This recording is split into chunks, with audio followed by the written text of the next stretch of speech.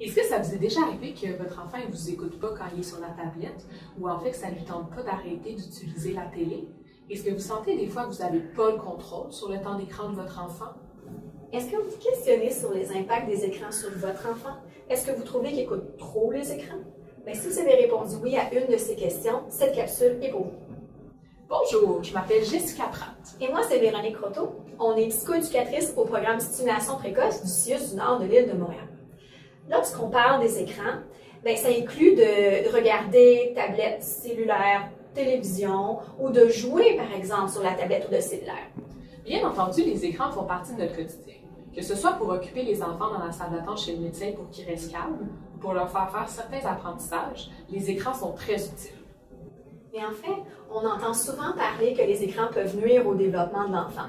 Mais c'est quoi ça, les effets d'une trop grande exposition, selon la littérature scientifique? On vous en présente quelques-uns. Certains domaines du développement peuvent être affectés et les enfants peuvent présenter des retards dans certains d'entre eux. Par exemple, au niveau du langage expressif, les aptitudes précoces à la lecture et aux mathématiques, résoudre un problème, soutenir l'attention à la tâche et plusieurs autres. Les écrans réduisent la quantité et la qualité des échanges entre les enfants et les personnes de leur entourage. Ça peut être même plus difficile pour les enfants de contrôler leurs actions et leurs émotions. Les écrans peuvent engendrer un risque de surpoids chez les enfants qui sont exposés trop tôt dans leur vie. Et ça peut aussi occasionner des problèmes de sommeil et de posture. Le but, en fait, c'est pas de bannir les écrans, mais de viser une saine utilisation de ceux-ci. Comme dans plusieurs aspects de la vie, il faut avoir un certain dosage. Mais en fait, c'est quoi le temps d'écran qui est recommandé chez les tout-petits? Entre l'âge de 0 et 2 ans, on recommande 0 temps d'écran par jour. Entre l'âge de 2 et 5 ans, on recommande 1 heure par jour. Quand l'enfant a 5 ans et plus, c'est 2 heures par jour. En sachant ça, qu'est-ce qu'on peut faire concrètement pour contrôler le temps d'écran de notre enfant? Tout d'abord, il faut réfléchir à l'usage des écrans à la maison. Est-ce que c'est pour occuper l'enfant ou pour un but éducatif, par exemple? Quel modèle êtes-vous pour votre enfant? Observez-vous. Quand les parents sont sur leurs écrans, ils sont moins disponibles à ce qui se passe autour. Si votre enfant écoute trop les écrans, c'est à vous à vous affirmer comme patron des écrans. À petite enfance, il est trop petit pour faire une saine utilisation des écrans, c'est à vous de le faire.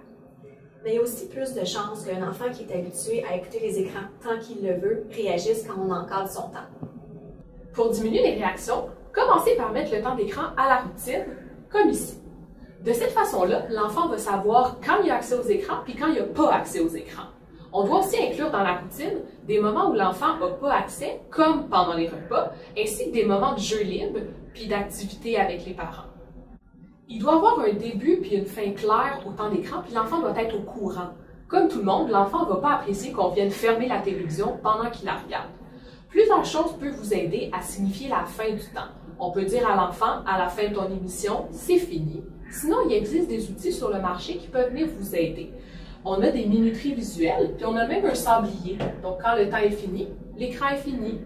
Ça se peut que l'enfant réagisse quand on lui ferme un écran. À ce moment-là, ça va être à vous d'être constant dans vos interventions. Si l'enfant fait une crise, il ne faut pas céder à la crise. Au moins 60 minutes avant l'heure du coucher, tous les écrans devraient être fermés parce que les écrans nuisent à la sécrétion de la mélatonine, qui est une hormone qui aide à l'endormissement. Regardez les écrans avec votre enfant. En restant à ses côtés, vous pourrez découvrir qu'est-ce qu'il aime, comment il utilise l'écran, discuter avec lui du contenu des écrans et même renforcer des actions qu'il fait dans un jeu, par exemple. Privilégiez du contenu où votre enfant peut faire des apprentissages ou qu'il soit exposé à du contenu qu'il a la capacité de comprendre. Le contenu devrait aussi permettre à l'enfant de faire des mouvements amusants, comme la danse ou le yoga. Vous pouvez aussi faire une soirée cinéma en famille, emmitouflée sur le divan avec du popcorn, c'est toujours agréable. En souhaitant que les conseils qu'on vous a donnés vous ont été utiles, n'oubliez pas que chaque enfant est différent. Si vous avez besoin d'aller plus loin sur le sujet, renseignez-vous auprès de votre CLSC sur les services qui sont offerts aux familles.